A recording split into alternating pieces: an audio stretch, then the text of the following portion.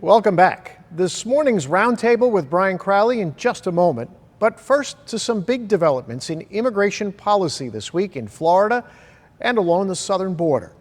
The immigration policy Title 42, which began during the pandemic, expired this week. Here in Florida, Governor Ron DeSantis signed immigration reform into law. Among the controversial provisions of the new laws, more money to fly undocumented migrants that arrive in Florida from border states to northern states, or so-called sanctuary cities. Opponents tried to fight against the governor's signature. The governor and his supporters stand by the reforms and say numbers show why it's necessary. Contact 5 investigator Dave Bowman breaks it down further. 2 days after Palm Beach County Hispanic leaders and supporters asked Governor DeSantis to hold off on signing a series of immigration reforms into law, the governor signed the bill. This is the strongest legislation against illegal immigration anywhere in the country. So it was a little bit of a gut punch. Dana Torres of the Guatemalan Maya Center in Lake Worth Beach is worried about several parts of the new law, including what is called migrant relocation provisions. Last year, the state paid to fly 49 mostly Venezuelan immigrants from Texas to a summer resort in Massachusetts. And now once again, we're uprooting them and displacing them and then just dumping them on somebody else's backyard. You have a duty to ensure that these borders are secure. Data shows why the governor and supporters defend flying migrants out of states like Texas. According to the Migration Policy Institute, more than 3/4 of the undocumented migrants in Florida are from Mexico, Central and South America, meaning they crossed into the U.S. from the Southwest. Only 10% are from the Caribbean, where border and customs officials say most came in by boat. Governor DeSantis also defends sending them to states with sanctuary cities. A lot of these sanctuary jurisdictions, they say they want open borders, they say that nobody's illegal, and yet when these people, the illegal aliens, are brought to their jurisdictions, they scream bloody murder. Torres spent the day answering questions from nervous migrants worried about the many aspects of the new immigration laws. We knew it was going to happen, but it still doesn't take away from the impact of it happening. It still hurts. Dave Bowman, WPTV News Channel 5. The immigration measure was co-sponsored by Republican State Representative John Snyder of Martin County. He told Contact 5 under the new law, the program is voluntary and migrants will not be flown to other states against their will. Well, now I want to bring in WPTV political analyst Brian Crowley for today's roundtable. Good morning, Brian. Morning. So what do you make of what the governor is doing? I mean, there's so many levels to deal with this immigration issue, but I get we should probably deal with how it's affecting Florida first, and what the governor's doing. Well, one of the things that the governor's doing is he found a political issue that will help advance his presidential campaign, and he's full on board with that issue, pushing harder than even Donald Trump was pushing on that issue when he was president. And Ron DeSantis is determined to make a name for himself with this immigration issue.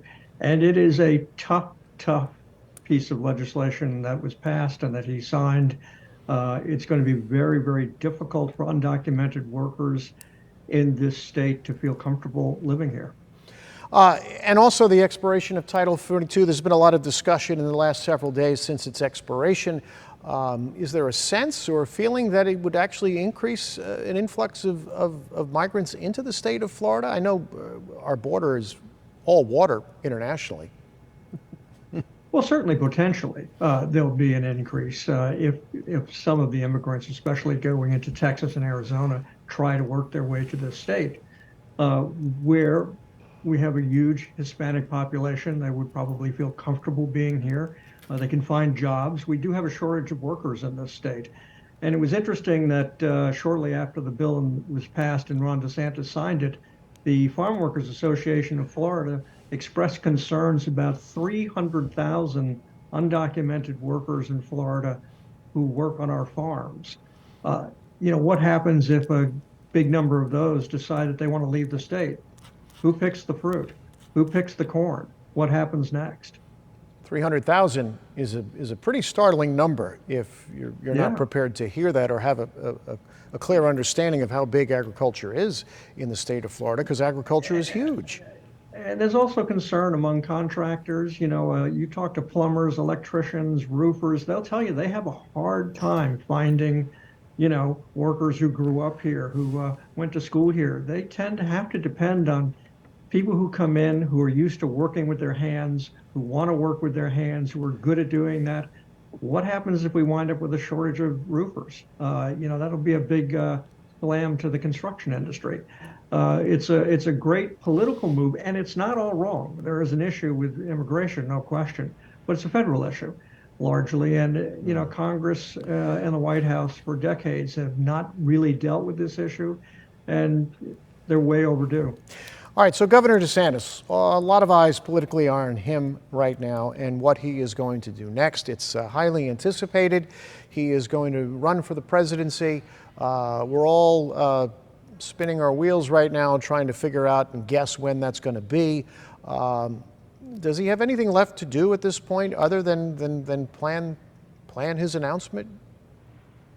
I think it's all about timing. I think he's going to probably by the end of this month, no later than the first week of June, make an announcement.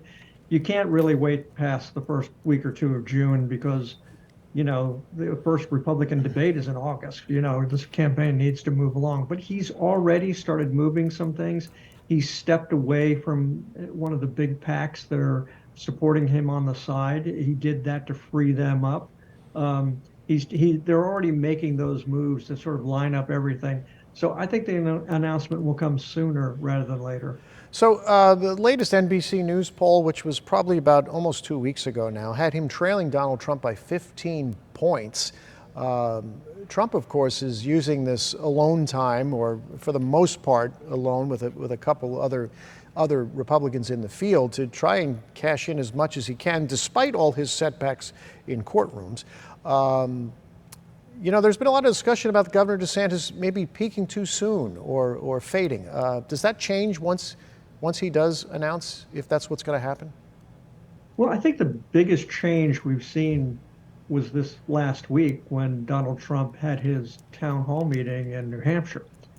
After that town hall meeting was done, there was a small group of participants in the audience who were asked about Donald Trump, and nearly all of them said that they were tired of him talking about the past. And that is exactly the avenue that Ron DeSantis and some of the others thinking about running are looking at. They want to say, I'm as strong as Donald Trump on the issues, but I'm ready to move forward. I'm ready to look at the future and get things done. All Donald Trump wants to do is talk about the past. And that was most of what he did talk about this past Wednesday, and that played right into the hands of Ron DeSantis. So it may have helped him. By the same token, though, there are a lot of people, including some Republicans, who are maybe fatiguing a little bit about Governor DeSantis talking about Disney as much as he is, and fighting back at Disney as much as he is. Does that have the potential to kind of hobble a presidential campaign? Yeah, Disney's already pushing back. The chairman of Disney has called Ron DeSantis irresponsible for attacking Disney. They have sued, and Ron DeSantis countersued, and then Disney came back at them with more things. This is a foolish thing that the governor is doing with this attack on Disney. And there's got to be a lot of big businesses and small ones out there who are wondering, will I be next if I say something that this governor doesn't like? Strategically, I think it was a very bad idea, and he should have let go of it a year ago.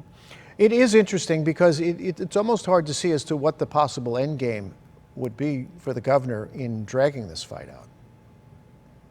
Well, the end game is more than likely that Disney will win in court on First Amendment grounds, if nothing else.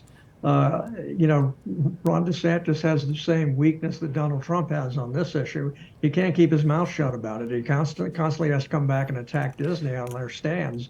And that's exactly the case that Disney's trying to make. You're attacking us. You're trying to take away our rights based on the fact that you disagree with something we said. We have a First Amendment right to say it, and Disney's pushing that. All right, Brian, thank you. Appreciate your insight and your thoughts on all this. We're going to be right back with more in a moment.